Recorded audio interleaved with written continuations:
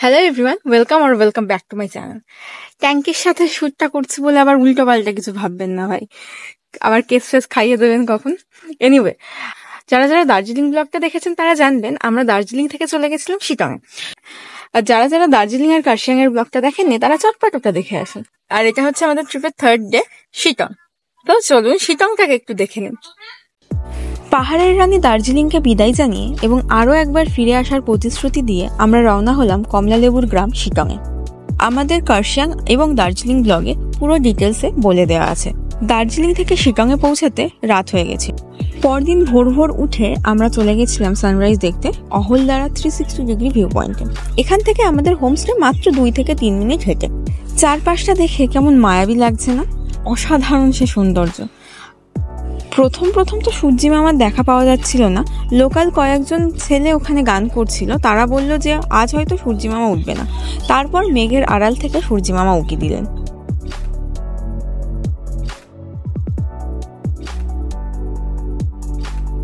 Sunrise দেখেই আমরা চলে গেলাম রুমে। আর ব্যালকনি খুলতেই এই অদ্ভুত সুন্দর দৃশ্য। আগের দিন রাতে পৌঁছেছিলাম বলে বাইরেটা দেখা হয়নি, আজ দেখে তো চোখ জুড়িয়ে গেল। সকালটা শুরু করলাম এক কাপ কফি দিয়ে আর বাইরের দৃশ্যটা উপভোগ করতে লাগলাম। আমাদের ব্যালকনি থেকেই কাঞ্চনজঙ্ঘা স্পষ্ট দেখা যাচ্ছিল। হয়তো ক্যামেরায় স্পষ্ট না লাগলেও আমরা সামনাসামনি স্পষ্ট দেখেছি। আমরা স্টে করেছিলাম অহলদারার প্যারাডাইস হোমস্টেতে। সামনের রাস্তাটা সোজা চলে গেছে অহলদারাতে, মাত্র 2 থেকে 3 মিনিট লাগবে। আর ইনি হলেন আমাদের হোমস্টে ওনারের পোষ্য। আমি এই হোমস্টে সাথে আশেপাশের আরও কয়েকটা হোমস্টের নাম্বার ডেসক্রিপশন বক্সে দিয়ে দেবো, আপনারা গেলে ওখানেও থাকতে পারেন। এটা হলো সানরাইজ হোমস্টে, এখানেও আপনারা থাকতে পারেন। এখানে টেন্টের ব্যবস্থা আছে, কিন্তু এখানে ওঠানামা করতে একটু সমস্যা হতে পারে লাগেজ নিয়ে। সকালে বাকিরা ঘুম থেকে ওঠার আগেই আমি আর দিদি হাঁটতে গেছিলাম। আমাদের হোমস্টের ঠিক বাইরে এত সুন্দর একটা ফুলের বাগান ছিল। এই ফুলগুলোকে ওখানকার লোকাল লোক আই লাভ ইউ ফ্লাওয়ার বলে। এটি আমাদের ড্রাইভার দাদা বলেছিলেন। দুপাশ দিয়ে ফুল বাগান, যেন মনে হচ্ছে কোনো পরীর রাজ্যে চলে এসছে। আর এই যে যার যেটা কাজ আর কি, দিদি লেগে গেছে ফুল গাছ কালেক্ট করতে। আর এই মহাশয় ছিলেন আমাদের সেদিনকারের গাইড, আমাদের সাথে সাথেই চলছিলেন। ওই সামনে যেই গাছগুলো দেখতে পাচ্ছেন ওগুলো সিংকোনা গাছ। পশ্চিমবঙ্গের এখানেই সব থেকে বড় সিংকোনা প্ল্যান্টেশন আছে। এটি ইংরেজদের আমল থেকে শুরু হয়। এটা থেকে কুইনাইনের প্রতিষেধক তৈরি। সকাল 8:30-9টার মধ্যে আমরা আমাদের ব্রেকফাস্ট সেরে নিয়েছিলাম। খাবার নিয়ে ওখানকার রাঁধুনি দিদি কোনো কমপ্লেন করার জায়গা রাখেনি। খুব সিম্পল ঘরোয়া খাবার তিনি পরিবেশন করছিলেন। ব্রেকফাস্ট সেরেই আমরা পৌঁছে গেলাম আমাদের আজকের first view point Namthing Pokhri lake. বর্ষাকাল ছাড়া অন্য কোনো সময় গেলে এখানে জল পাবেন না। জল দেখতে হলে বর্ষাকালেই আসতে হবে। আর এই লেকেই নাকি পাওয়া যায় স্যালামান্ডার। আমরা যদি আর লেকে নেমে স্যালামান্ডার খুঁজিনি। লেকের ঠিক পাশেই আছে পাইন ফরেস্ট। আমরা এই সরু রাস্তাটা ধরে এগিয়ে যেতে লাগলাম পাইন ফরেস্টের মধ্যে। আর ওখানে গিয়েই আমার পাগলগুলো শুরু করে দিয়েছে পাগলামি।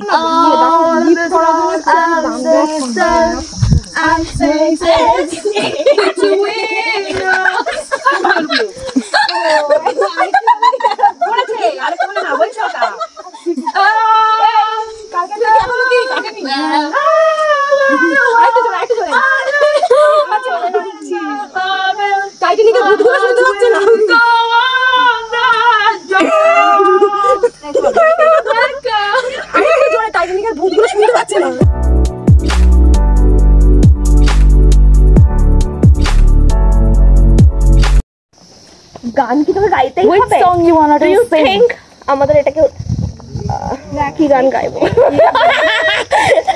Which song? Whatever, my doll. আপনি যা বলবেন। I will sing that song for you if you want, you know. I know I'm a good singer. Yeah, you know. Which song you wanna to sing in Hollywood or in Bollywood? Kolaveri. Oh. Why this Kolaveri, Kolaveri, Kolaveri dee? Tada, tada. Why this Kolaveri? Hey, নিজের bike ধর। Kolaveri dee. Tada, tada, tada.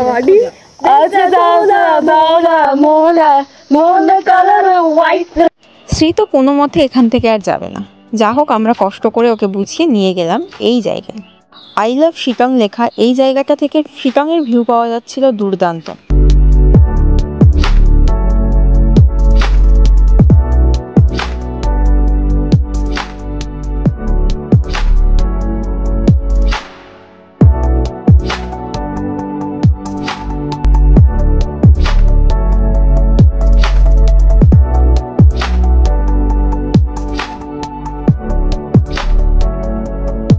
কি এই ভিউটা দেখে চলে যেতে ইচ্ছা করছে তো? আর আমাদের তো আসতেই ইচ্ছা করছিল না ওখান থেকে। ওখানে কিছুক্ষণ ফটো তুলে একটু ভিউটা দেখে আমরা বেরিয়ে পড়লাম আমাদের পরের গন্তব্যের দিকে।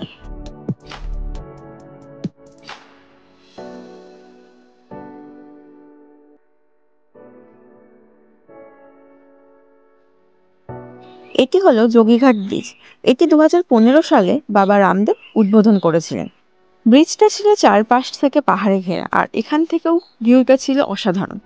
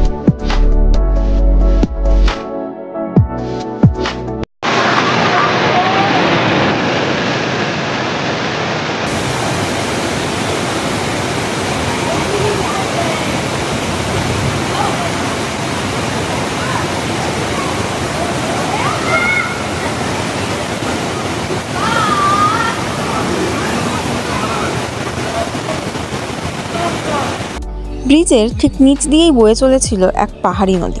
নদীটির জলটি ছিল স্বচ্ছ কাচের মতো, দেখেই নেমে যেতে ইচ্ছা করছিল।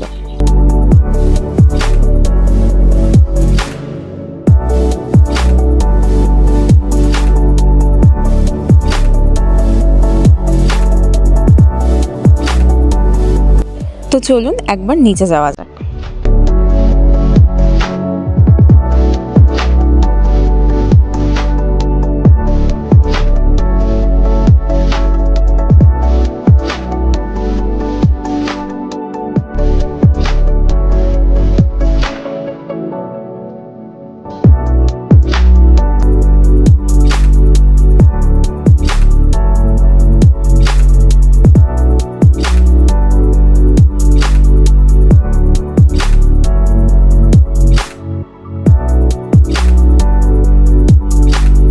মাথার উপরে সূর্য তখন প্রখর তাপ দিচ্ছে।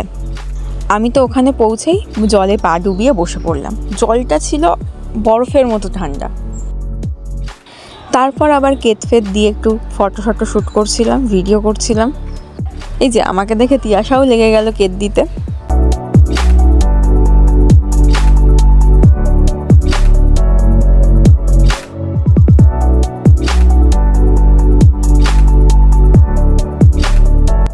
না, শ্রী কেত দেয়নি, ও পুরো কাক ভেজা হয়েছিল।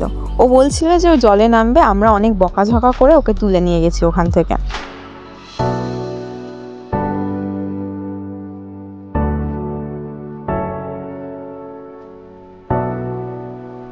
এদিকে আমার কেতের তো শেষ নেই। যাই হোক, ফাইনালি আমরা চলে গেলাম গাড়িতে। এই ভিডিওটা প্ল্যান্ড ছিল, এটা একটা রিলের জন্য আমরা শ্যুট করেছিলাম।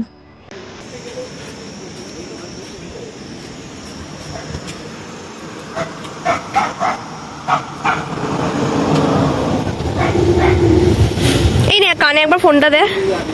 হ্যাঁ শোন, ওদিকে তাকিয়ে হ্যাঁ ফোনটা।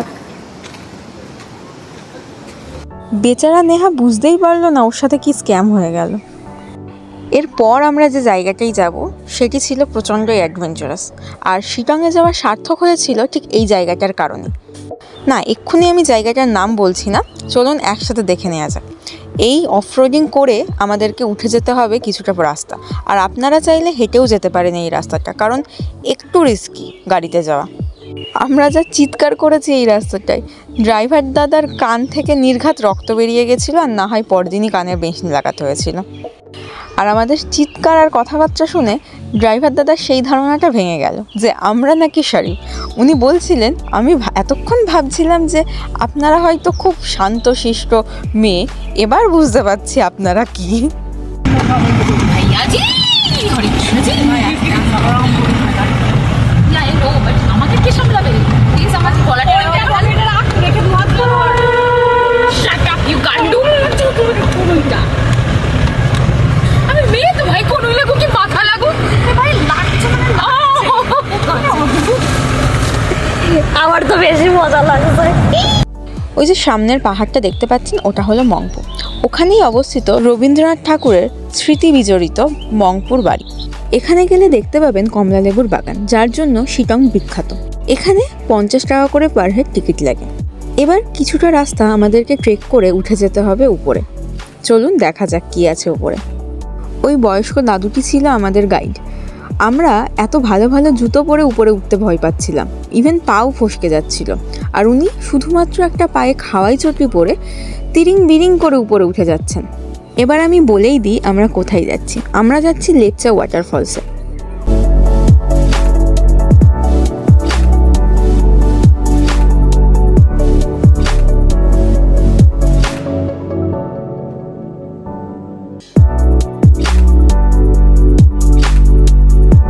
ট্রেক করে যতটা কষ্ট হচ্ছিল, এখানে গিয়ে মনে হচ্ছিল পুরোটাই সার্থক, আর এক ঝটকায় আমরা আমাদের সব কষ্ট ভুলে গেছিলাম। আপনাদের কাছে অনুরোধ রইল, শিটংয়ে কেউ গেলে অবশ্যই লেপচা ওয়াটারফলস থেকে ঘুরে আসবেন, নাহলে একটা বিশাল জিনিস মিস করে যাবেন।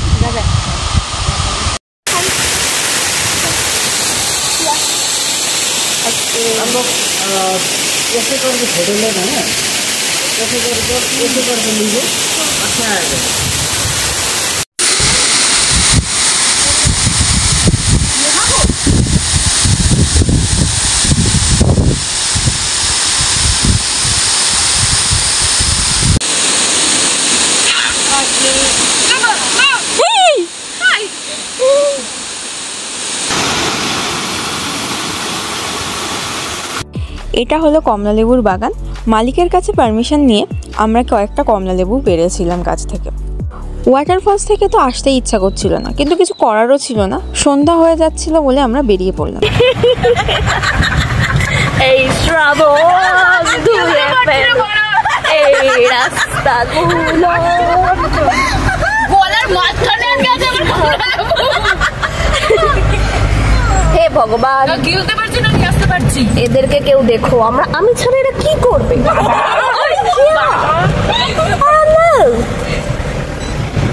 আমরা সেই লেভেলে একটা অফ রোডিং করছি, মানে সেই লেভেলের রাস্তা। এখানে লোকজন পাগলামি করছে, আউ করে যাচ্ছে, করছে, ঠিক আছে।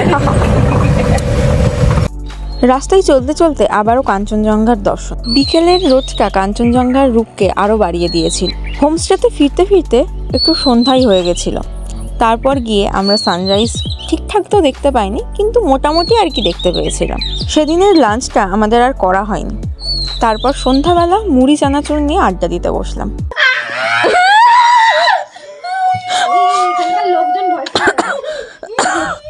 কি হচ্ছিস তোরা? ব্লগটা খুব বড় হয়ে যাচ্ছিল, সেই জন্য আজ এখানেই রাখলাম। 4th ডে শিটংয়ে অহলদারাতে আমরা কীভাবে কাটিয়েছিলাম সেই ব্লগটা খুব শীঘ্রই আসছে, তো stay tune for that. Bye. যদি ভিডিওটি ভালো লেগে থাকে, ইনফরমেটিভ লেগে থাকে, তো চ্যানেলটা সাবস্ক্রাইব করে দেবেন আর উপরের বেল আইকনে ক্লিক করে দেবেন, যাতে নোটিফিকেশানগুলো আসতে থাকে।